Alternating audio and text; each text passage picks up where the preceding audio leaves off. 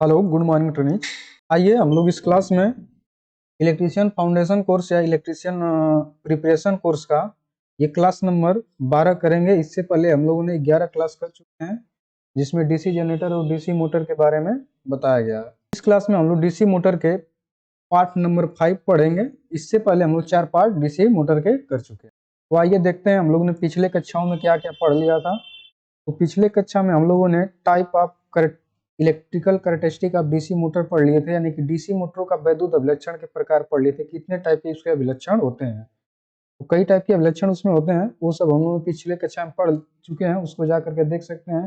फिर इसके बाद डीसी शंट मोटर के अभिलक्षण पढ़ लिए हैं, डीसी सीरीज मोटर के उपयोग, फिर इसके बाद डीसी शंट मोटर के अभिलक्षण, फिर इसके उपयोग, डीसी कंपाउंड मोटर के अभिलक्षण, फिर इसके उपयोग भी देख लिए थे। कंपाउंड मोटर में क्यूमुलेटिव कंपाउंड हो जाता है, फिर डिफरेंशियल कंपाउंड मोटर के अभिलक्षण भी पढ़ लिए थे। फिर इसके बाद डीसी डिफरेंशियल कंपाउंड मोटर के उपयोग कहाँ कहाँ पे होते हैं, इसको भी देख लिए थे। इसका यूजफुल लगभग न के बराबर होता है। क्यूमुलेटिव शंट सीरीज का उपयोग किया जाता है। सीरीज का कहाँ पे उपयोग किया जाता है, जहाँ पे हाई स्टार्टिंग टार्क की आवश्यकता होती है वहाँ पे यूज किया जाता है। शंट मोटर का कहाँ पे उपयोग किया जाता है, तो डीसी शंट मोटर का उपयोग वहाँ पे किया जाता है जहाँ पे स्पीड क्या चाहिए, कांस्टेंट चाहिए। फिर इसके बाद कम्युलेटिव कंपाउंड मोटर का उपयोग कहाँ पे करते हैं, तो इसका उपयोग हम वहाँ पे करते हैं जहाँ पे लोड बार बार कम बेसी होता रहता है, यानी कि उतार चढ़ाव आता है और स्पीड भी हमें वहाँ पे एक समान चाहिए, वहाँ पे हम लोग डीसी कंपाउंड मोटर का यूज करते हैं। तो देखिए आगे देख लेते हैं आज के क्लास में हम लोग क्या पढ़ेंगे। तो आज की क्लास में हम लोग डीसी का मोटर में गति नियंत्रण का सिद्धांत पढ़ेंगे, किस सिद्धांत पर डीसी मोटर हमारी वर्क करती है। फिर इसके बाद डीसी शंट मोटर और कंपाउंड मोटर की गति नियंत्रण की विधियां देख लेंगे। फिर इसके बाद आर्मेचर कंट्रोल मेथड देखेंगे, जो डीसी शंट और कंपाउंड मोटर में यूज किया जाता है। फिर उसके बाद शंट फील्ड कंट्रोल मेथड देखेंगे। फिर इसके बाद डीसी सीरीज मोटर में गति नियंत्रण की विधि देखेंगे। फिर इसके बाद फील्ड डाइवर्टर मेथड को देखेंगे। ये सब विधियां हैं, फील्ड जो उसका गति नियंत्रण किया जाता है कम बेसी करने के लिए, उसको कंट्रोल करने के लिए ये सब विधियां हैं। फिर इसके बाद हम लोग field diverter method, tapping method, series parallel method, supply voltage control method देखेंगे। फिर इसके बाद आर्मेचर डाइवर्टर मेथड देखेंगे। फिर इसके बाद ward Leonard system of speed control देखेंगे, यानी कि गति नियंत्रण की वार्ड लियोनार्ड पद्धति को देखेंगे। तो ये सब देखने के बाद इन सब से जो रिलेटेड ऑब्जेक्टिव टाइप क्वेश्चन होंगे उसको भी यहाँ पे हम लोग देख लेंगे। तो आइए देखते हैं यहाँ पे स्पीड कंट्रोल डीसी मोटर में गति नियंत्रण का सिद्धांत, इसको देख लेते हैं। यहाँ पे देखिए इसमें दिया हुआ है कि V बराबर EB प्लस IAR है। जैसे गति नियंत्रण का डीसी मोटर में गति नियंत्रण का सिद्धांत हमें पता करना है कि सिद्धांत पे कैसे वर्क मतलब ये करता है, कैसे कंट्रोल किया जाता है। तो सबसे पहले हम लोग क्या करेंगे, एक फार्मूले को डिस्क्राइब करेंगे, जिसके माध्यम से हम लोग समझेंगे कि जो डीसी मोटर होती है उसमें स्पीड को कंट्रोल कैसे किया जाता है। तो एक फार्मूला हम लोगों ने पढ़ा था, V बराबर EB प्लस IAR है। देखिए ये फार्मूला आता कहाँ से है, तो जैसे ये आर्मेचर हो गया और एक इधर फील्ड वाइंडिंग कर दे रहे हैं, ये डीसी शंट मोटर हो गई है। डीसी शंट मोटर में हम लोग देख रहे हैं सभी मोटरों के लिए लगभग एक ही सिद्धांत रहता है। तो यहाँ से हम लोग V वोल्टेज की जब सप्लाई देंगे, इनपुट कराएंगे, तो ये मोटर चलेगी, और जब चलेगी तो इसमें एक बैक ईएमएफ जनरेट होगा, बैक ईएमएफ जनरेट हो जाएगा EB, तो इसका मान EB हो जाता है। और इसका प्रतिरोध जो होता है आर्मेचर का, वो RA होता है, और इसमें से जो करंट प्रवाहित होती है IA के बराबर होती है, यानी कि आर्मेचर करंट को IA से प्रदर्शित किया जाता है।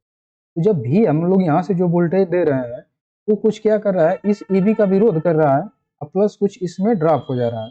तो EB और प्लस ये ड्रॉप जोड़ देंगे तो ये टर्मिनल पे जो वोल्टेज दे रहे हैं वो हमको वोल्टेज यहाँ पे प्राप्त हो जाएगा। तो उससे हम लोग ये फार्मूला लिख दिए, V बराबर EB प्लस IARA लिख दिए। ठीक है, इतना हो गया।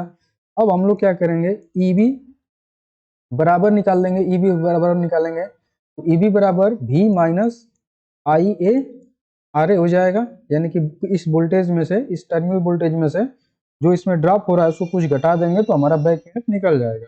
ये हो गया। फिर हम लोगों ने एक फार्मूला पढ़ा हुआ था, EB बराबर IPN Z अपान 60A। ये एक फार्मूला हम लोग पढ़े थे, जनरेटर में भी पढ़े थे और मोटर में भी पढ़े थे। जनरेटर में यही वोल्टेज जनरेट होता है, और मोटर में भी जब मोटर घूमने लगती है तो ये ईएमएफ जनरेट हो जाता है। तो इस ईएमएफ को जनरेट होता है, लेकिन ये क्या करता है, इसका विरोध करता है इस वोल्टेज का, तो इसे बैक ईएमएफ कहा जाता है। जबकि जनरेटर में इसे क्या कहा जाता है, इंड्यूस्ड ईएमएफ कहा जाता है, उत्पन्न ईएमएफ, क्योंकि वहां पे कोई वोल्टेज नहीं दिया जाता है कि वो इसका विरोध करेगा, उससे वोल्टेज लिया जाता है। तो यहाँ पे क्या कहेंगे, बैक ईएमएफ कहेंगे मोटर में, और जनरेटर में इसको क्या कहेंगे, उत्पन्न ईएमएफ कहा जाएगा।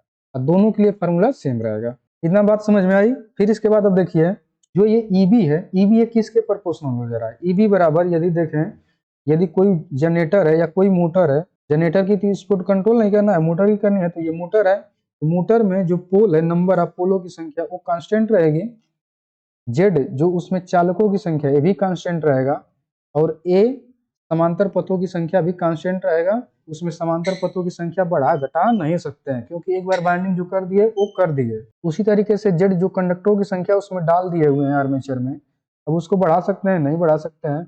जितने पोल की मशीन बनाना है उतने पोल की बाइंडिंग किए हुए हैं, तो इसको भी चेंज नहीं कर सकते। तो यहाँ पे हम लोग का जो कांस्टेंट है क्या क्या है, पी जेड बटे 60 ए जो है कांस्टेंट है, तो इसके जगह पे हम लोग के रख देंगे, और फाई और एन को ऐसे लिख देंगे, क्योंकि फाई जो फ्लक्स है उसमें करंट के मान को कम बेसी करके घटा बढ़ा सकते हैं, जबकि स्पीड किस पे निर्भर करेगी, करंट के मान को कम बेसी करेंगे उस पर निर्भर करेगी। हमें करंट की स्पीड ही निकालनी है, इसी को नियंत्रण करना है।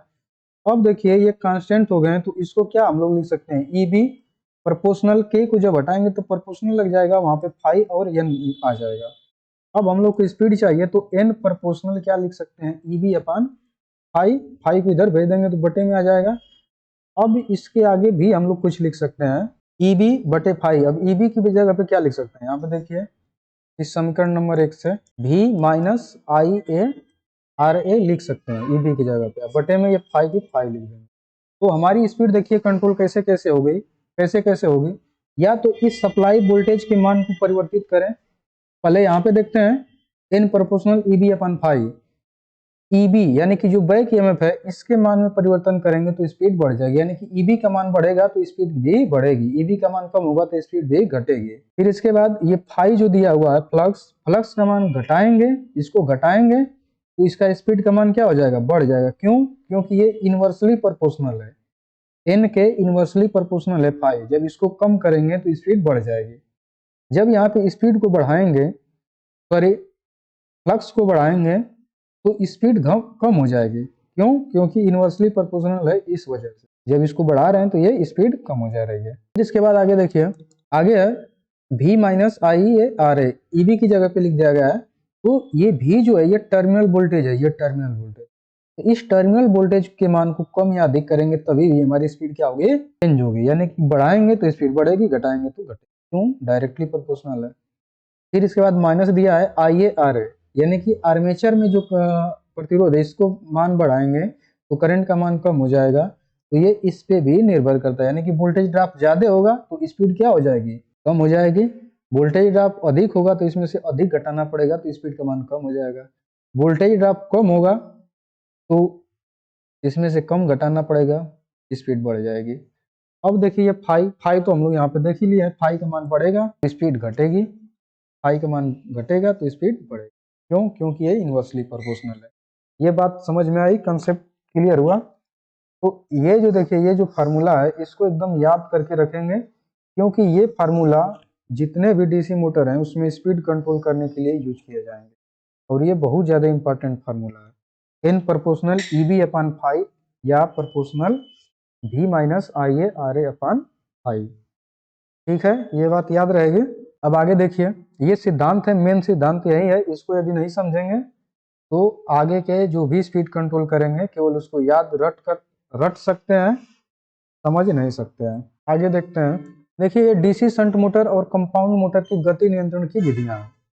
कौन कौन विधियां हैं, तो पहली विधि क्या है, देखिए डीसी शंट मोटर और कंपाउंड मोटर की गति नियंत्रण की विधियां दोनों की एक समान होती हैं, और दोनों के लिए पहला गति नियंत्रण विधि है आर्मेचर कंट्रोल मेथड, आर्मेचर नियंत्रण विधि। ये आर्मेचर है, इसके सीरीज में एक वेरिएबल रजिस्टर लगाया गया है जिसका मान चेंज करके इसमें से बहने वाली करंट को कम या अधिक कर सकते हैं। तो देखिए इसका कंसेप्ट क्या है आर्मेचर कंट्रोल मेथड का, एन प्रोपोर्शनल भी माइनस आई ए आर ए बटे फाइव। क्या है, एन बराबर भी माइनस आई ए आर ए बटे में फाइव, यहाँ पे प्रोपोर्शनल लिख सकते हैं, तो इसमें से किसी के मान को चेंज करेंगे तो हमारी स्पीड कंट्रोल होगी। तो यहाँ पे हम कौन सा मान चेंज कर रहे हैं, आरए के मान को चेंज कर रहे हैं। जो आर्मेचर का प्रतिरोध है उसको क्या कर रहे हैं, इस वेरिएबल रजिस्टर को लगा करके बढ़ा रहे हैं। तो जब बढ़ाएंगे तो इसमें करंट वोल्टेज ड्रॉप अधिक हो जाएगा, और जब वोल्टेज ड्रॉप अधिक हो जाएगा तो स्पीड कम हो जाएगी। तो पहला नंबर देखिए, इस विधि में आर्मेचर परिपथ का वोल्टेज वोल्टता पात यानी कि वोल्टेज ड्रॉप आईए आरए बढ़ने से गति घटती है। ठीक है, अब देखिए इसमें कुछ स्टार पॉइंट करके लिखेंगे कि इस विधि में मोटर की सामान्य से नीचे की गति नियंत्रण होती है। जैसे कहने का मतलब इस बात को समझिए, जैसे इसका 1500 आरपीएम पे मोटर हमारी चल रही है, तो हम चाहें कि इसको 1800 आरपीएम पे चलाएं इस विधि से, तो ऐसा नहीं कर सकते हैं, क्योंकि आर्मेचर कंट्रोल मेथड में हम लोग नॉर्मल से नीचे की स्पीड प्राप्त करते हैं। हमें 1000 स्पीड प्राप्त करनी है तो उसको प्राप्त कर सकते हैं, 1200 करनी है तो कर सकते हैं, लेकिन 1600 करनी है तो नहीं कर पाएंगे इस विधि से, आर्मेचर कंट्रोल मेथड से। तो ये बात ध्यान में रखिएगा, ये क्वेश्चन हमेशा पूछे जाते हैं बार बार। तो इस विधि से मोटर की सामान्य से नीचे की गति नियंत्रण होती है, ऊपर की नहीं कर पाते हैं।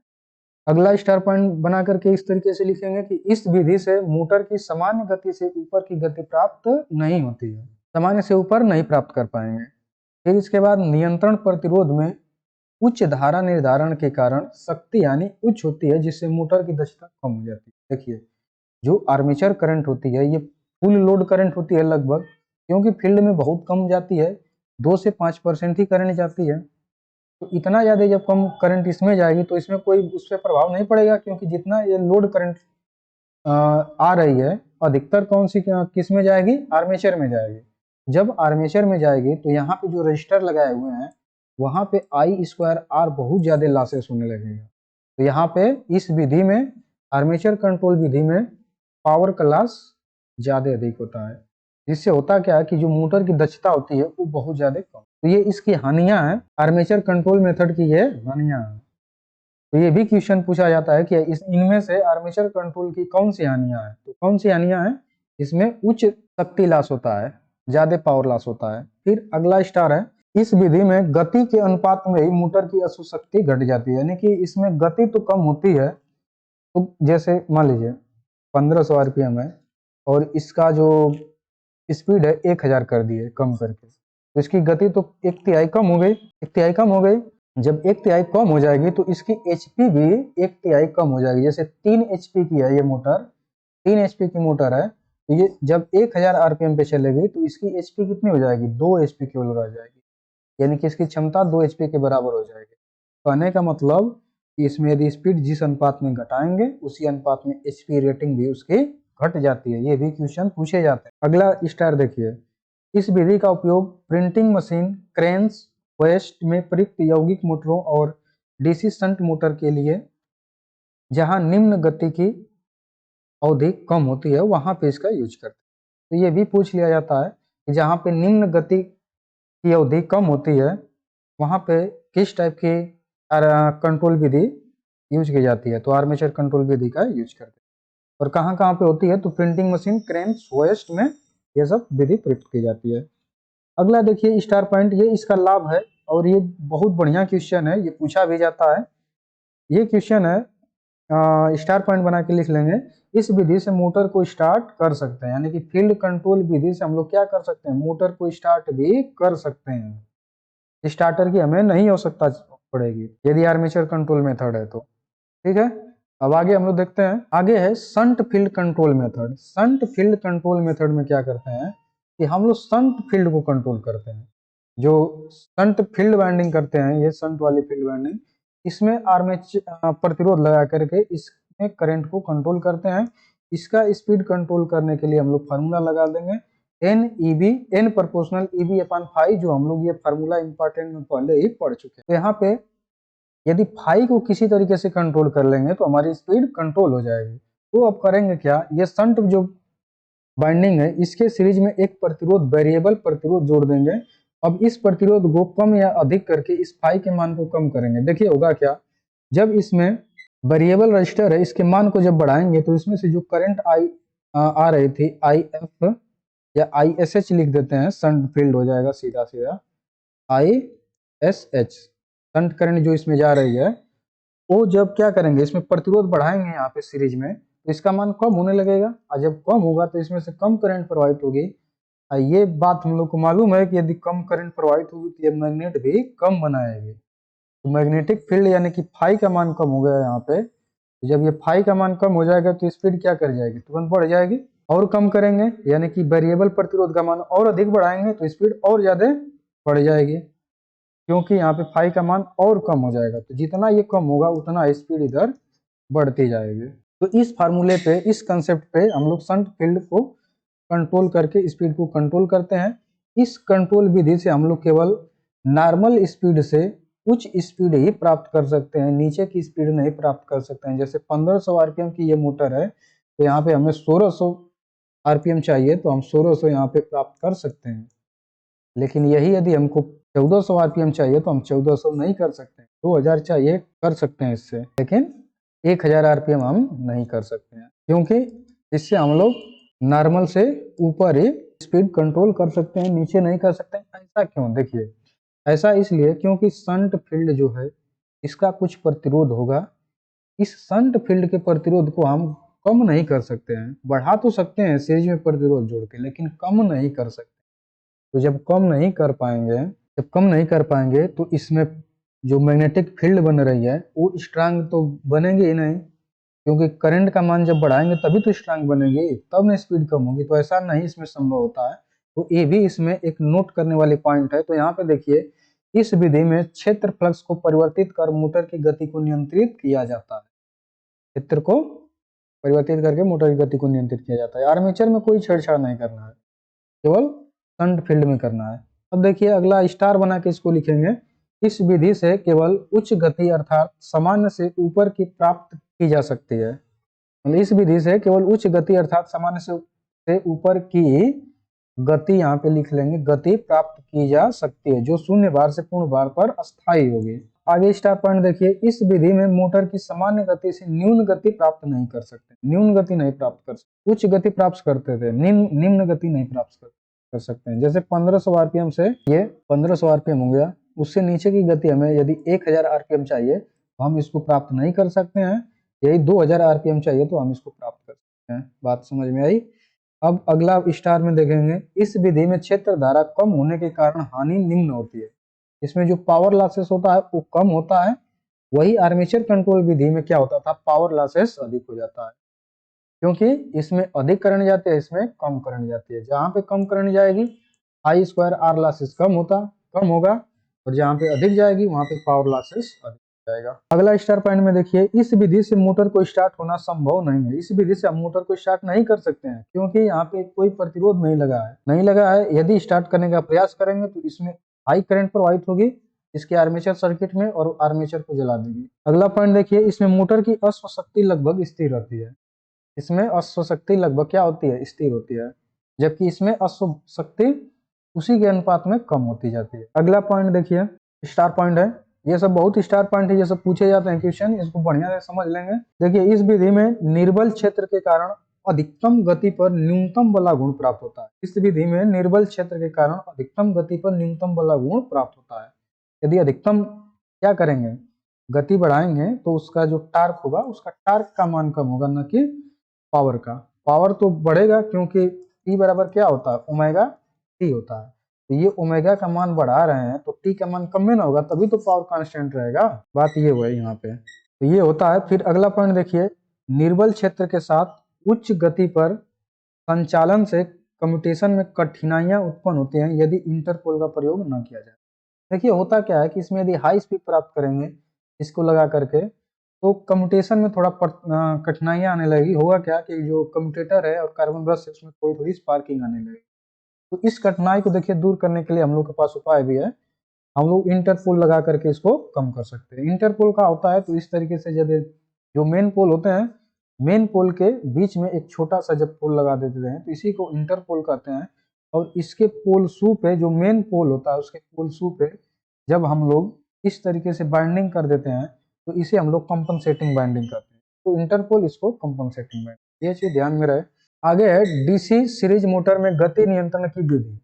जो डीसी सीरीज मोटर है, अब उसमें हम लोग गति नियंत्रण की विधि देखते हैं। इससे पहले हम लोगों ने इसकी गति नियंत्रण विधि देखे थे, डीसी कंपाउंड और शंट मोटर की गति नियंत्रण की विधि दो देख लिए थे, एक आर्मेचर कंट्रोल और एक फील्ड कंट्रोल विधि।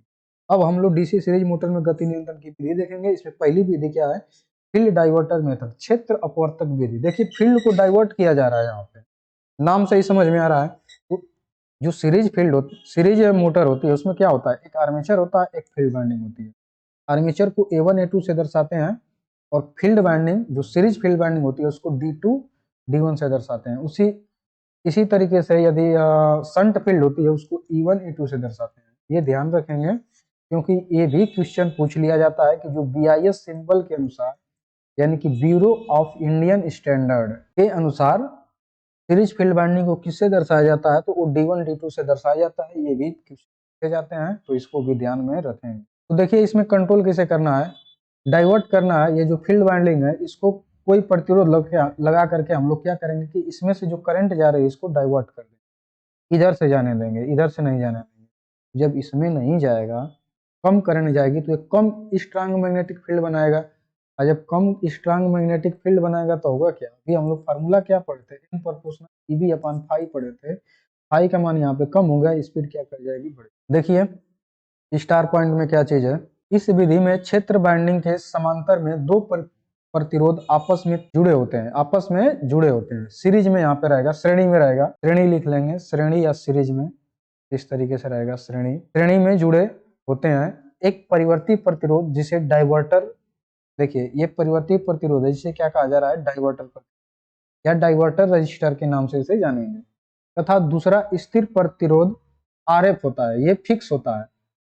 का कार्य क्या होता है, सीरीज बाइंडिंग को डाइवर्टर के प्रचालित होने पर लघुपतित होने से रोकना है। देखिए बात क्या चीज है, ये चीज इसमें ये किस लिए लगाया जाता है, ये तो मान लीजिए कि कम बेसी करेंगे तो इसका रेजिस्टेंस कम बेसी अधिक होगा, तो ये जो करंट होगी वो डाइवर्ट होगी।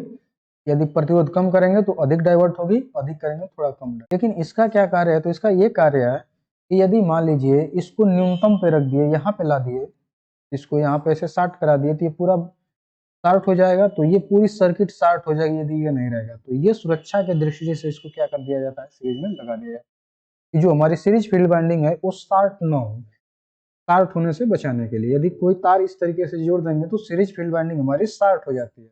तो इससे बचने के लिए हम लोग ऐसा करते हैं, ऐसा क्या करते हैं कि इसमें एक फिक्स रजिस्टर लगा देते हैं। तो देखिए स्थिर प्रतिरोध RF का कार्य सीरीज बाइंडिंग को डाइवर्टर के प्रचालित होने पर लघुपतित होने से रोकना है। अगला स्टार क्या है कि इस विधि का उपयोग विद्युत रेलगाड़ी के गति नियंत्रण में होता है। इसका उपयोग कहाँ पे करते हैं, विद्युत रेलगाड़ी की गति को नियंत्रण करने के लिए हम लोग इसका यूज करते हैं।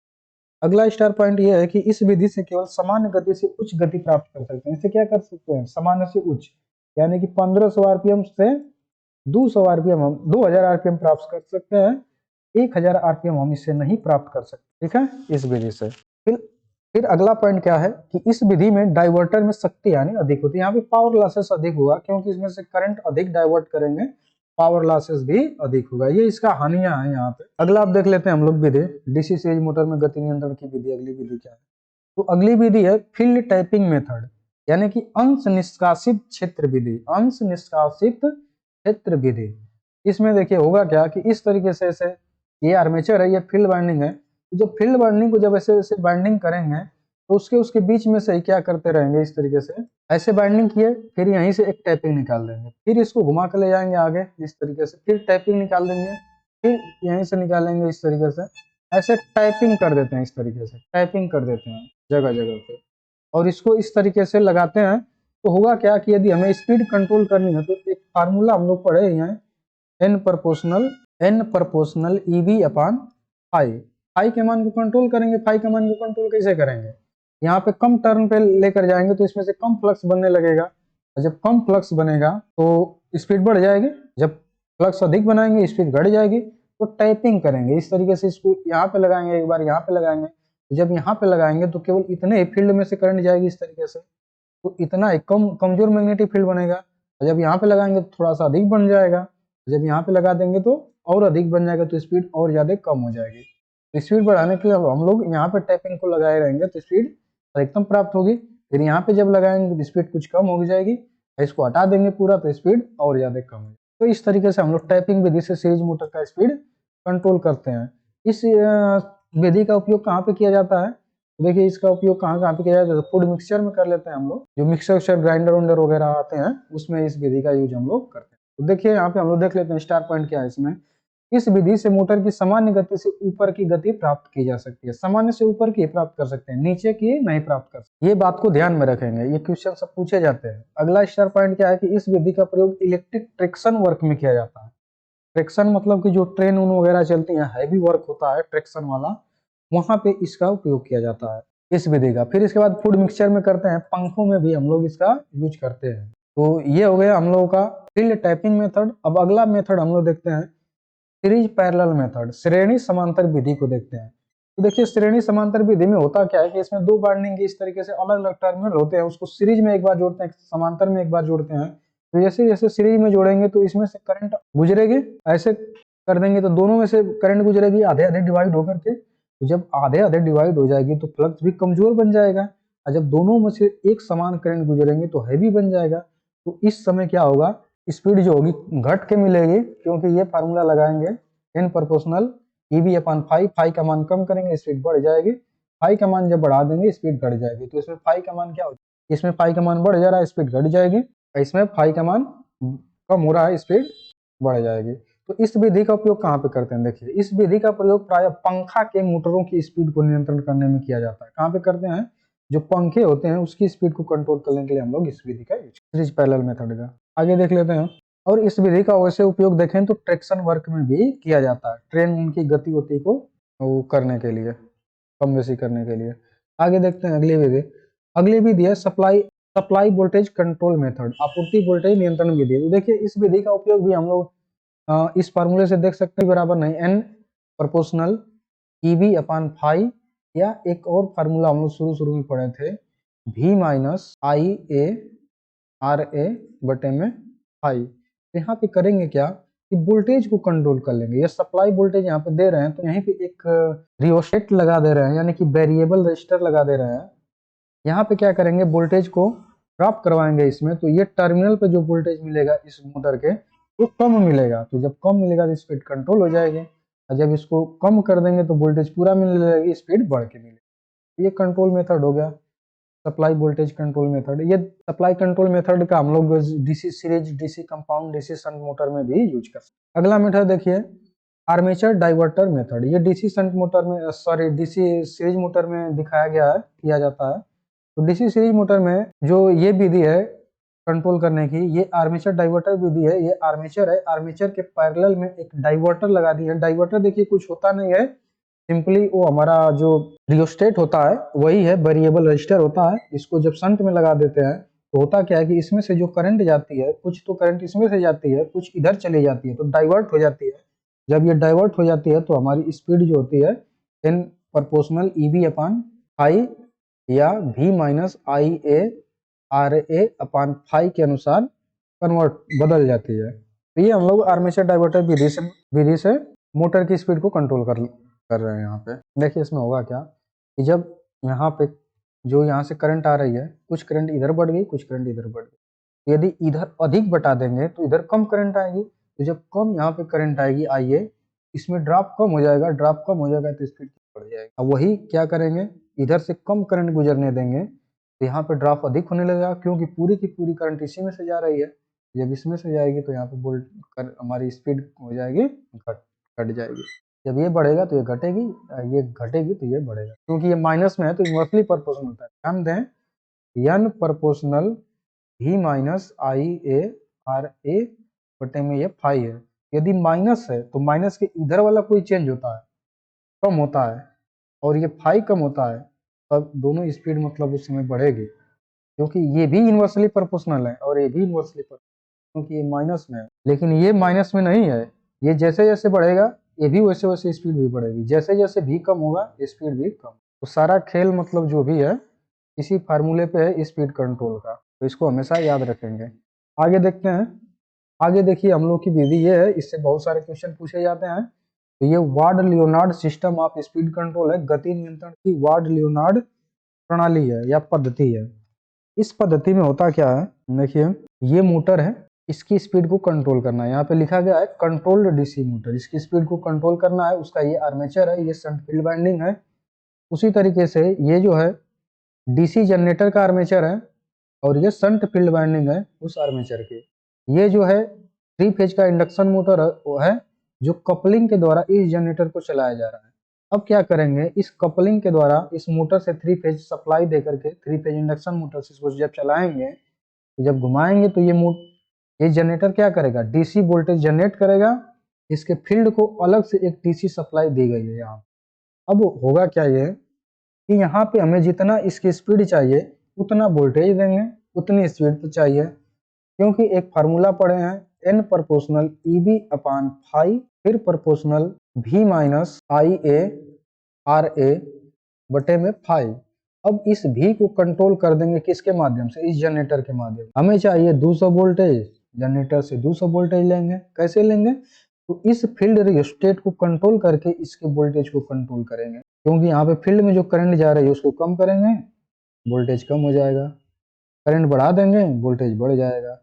जैसे जैसे करंट बढ़ाएंगे, वोल्टेज बढ़ाएंगे, स्पीड भी इसकी बढ़ती जाएगी। और इस मोटर को इस डीसी सप्लाई से इसके फील्ड वाइंडिंग को डीसी सप्लाई दे देंगे। तो इसमें देखिए क्वेश्चन क्या पूछा जाता है। यहाँ पे देखिए मान लीजिए कि हमें मोटर विपरीत डायरेक्शन में चलानी है, तो यहाँ से जो एक रिवर्सिंग स्विच है इसको रिवर्स कर देंगे। तो यहाँ पे वोल्टेज पहले प्लस बन रहा था, यहाँ पे माइनस, तो अब यहाँ पे माइनस बनने लगेगा, यहाँ पे प्लस बनने। तो यहाँ से हम लोग जब प्लस, मान लीजिए प्लस माइनस बन रहा है, मोटर क्लॉकवाइज चल रही है, अब यहाँ पे माइनस बन जाएगा, यहाँ पे प्लस बन जाएगा, तो मोटर विपरीत में चलने लगेगी, क्योंकि इसके केवल एक आर्मेचर के टर्मिनल को बदला जा रहा है, जबकि फील्ड इसका देखिए फिक्स है। तो जब किसी एक के टर्मिनल को बदलेंगे तो स्पीड हमारी चेंज, घूमने की दिशा चेंज हो जाती है। स्पीड नहीं चेंज हो जाती है, घूमने की दिशा बदल जाती है। यदि क्लॉकवाइज चल रही है तो एंटी क्लॉकवाइज चलेगा। और स्पीड कंट्रोल करने के लिए यहाँ से फील्ड रियोस्टेट को कम बेसी करके, वोल्टेज को कम या अधिक उत्पादन करके इसकी स्पीड को कंट्रोल कर सकते हैं। जो ये ward Leonard system of speed control है, इसमें 3 मशीन लगी रहती है। इसमें क्वेश्चन पूछता है कि वार्ड लियोनार्ड गति नियंत्रण प्रणाली में कितनी मशीन लगी रहती है, तो 3 मशीन लगी रहती है।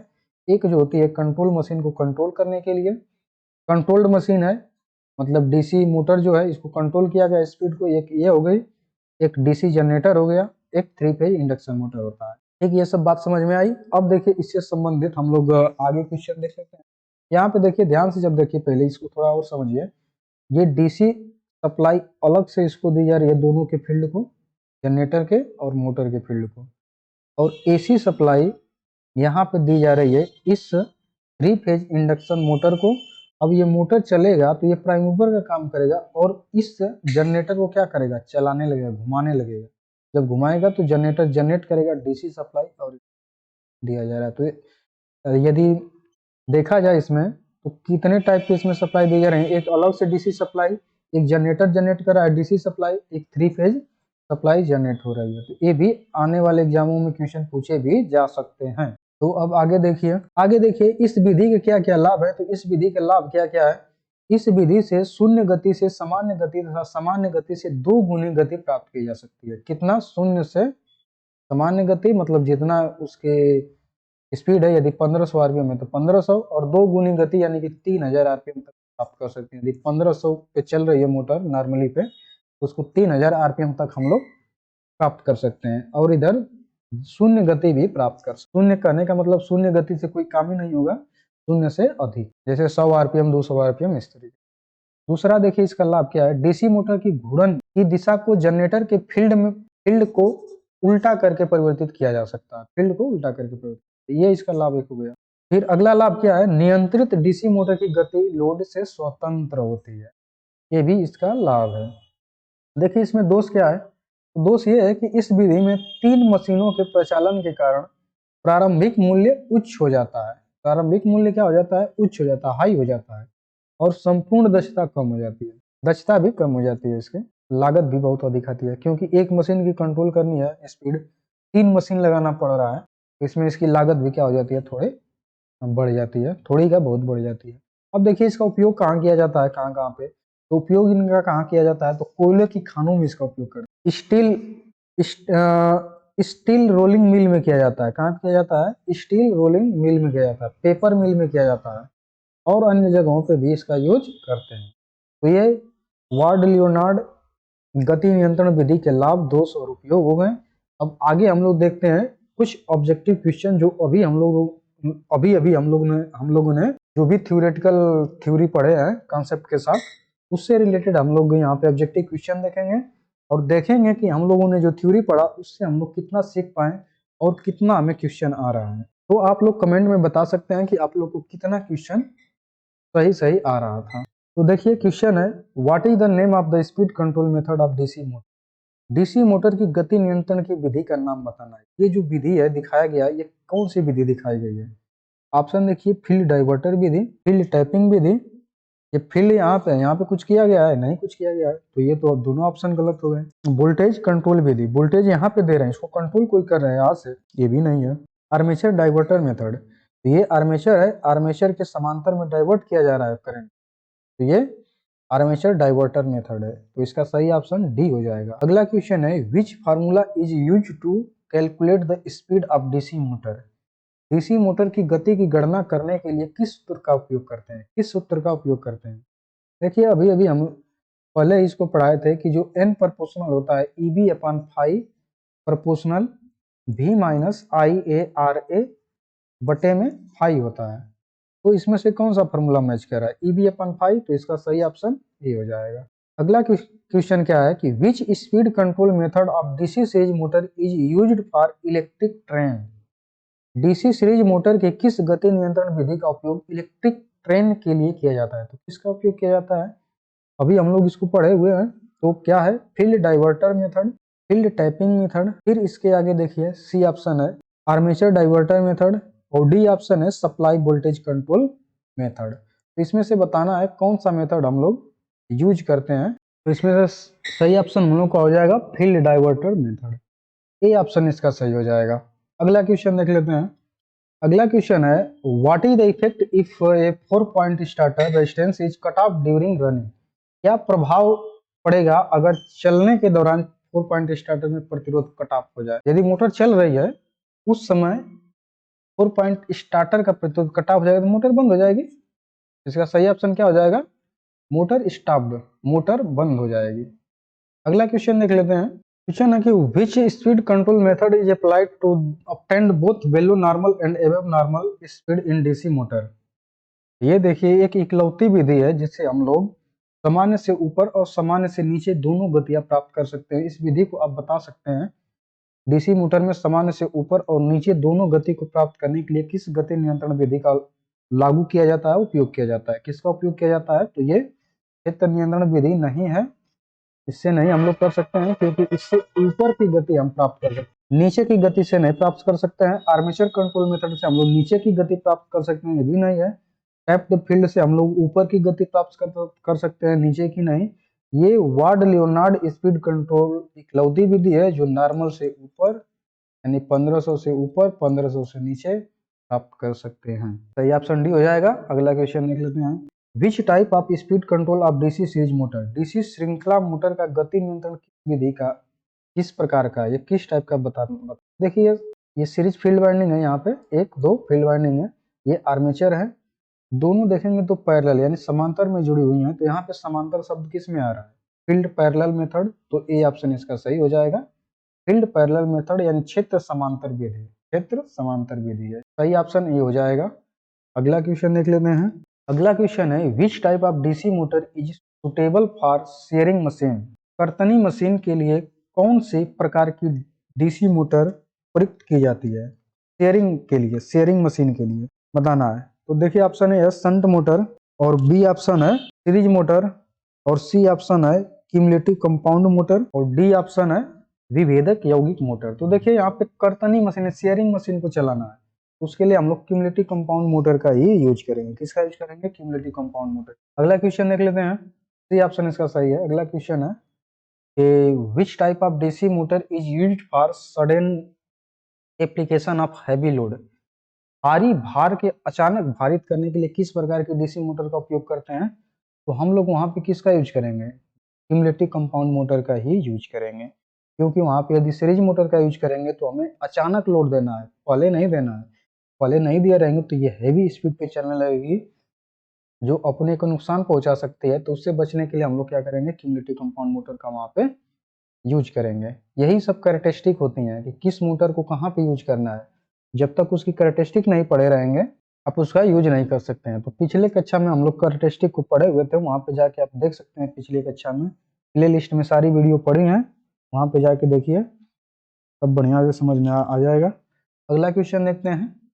अगला क्वेश्चन है, which speed control method is used in food mixture motor में, यानी कि खाद्य मिश्रण मोटर में किस गति नियंत्रण विधि का उपयोग किया जाता है। जो फीड मिक्सचर है या ग्राइंडर वाइंडर जो होते हैं, उसमें किस टाइप की मोटर लगी रहती है। तो विधि पूछ रहा है ना, किस गति नियंत्रण विधि का उपयोग किया जाता है। तो वहाँ पे हम लोग कौन सी गति नियंत्रण विधि का उपयोग करते हैं, फील्ड कंट्रोल मेथड का, या फील्ड डाइवर्टर मेथड का, या आर्मेचर डाइवर्टर मेथड, या सेज फील्ड टैपिंग मेथड। तो हम लोग सेज फील्ड टैपिंग मेथड का ही यूज करते हैं। अगला क्वेश्चन देख लेते हैं।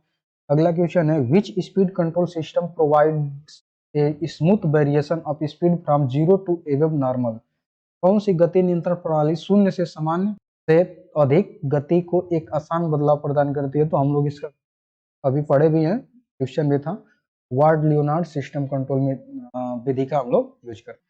अगला क्वेश्चन है, what is the speed if field winding of A DC shunt motor is in open circuit. यदि डीसी शंट मोटर की फील्ड वाइंडिंग ओपन सर्किट में हो तो गति क्या होगी। तो उस समय देखिए जो गति होगी वो बहुत ज्यादा तेज गति से, डीसी सीरीज मोटर की तरह। तो इसका सही ऑप्शन क्या हो जाएगा, run is very high speed. क्यों, क्योंकि ऐसे देखिए ये शंट वाइंडिंग है, ये आर्मेचर है और ये ओपन सर्किट है। यहाँ पे बीच में ओपन हो गया है, ब्रेक हो गया यहाँ से वोल्टेज जब देंगे तो ये इसमें अवशिष्ट चुंबकत्व होगा। तो उस अवशिष्ट चुंबकत्व के कारण से जो स्पीड होगी वो बहुत ज्यादा हाई हो जाएगी, क्योंकि अवशिष्ट चुंबकत्व का मान कम रहेगा।